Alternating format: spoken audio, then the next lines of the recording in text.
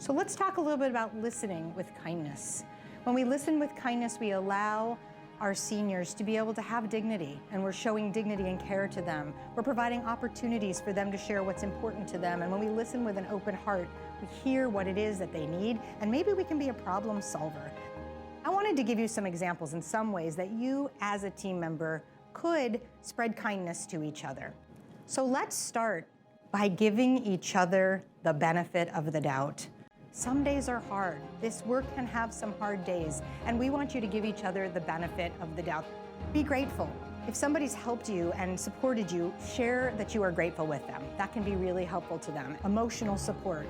Emotional support can be really impactful. In fact, I heard that over and over again throughout the pandemic. A team member noting that I need a little extra can make the world of difference. Celebrate and understand our diversity.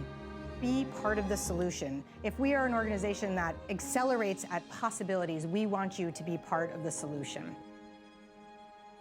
Thank you.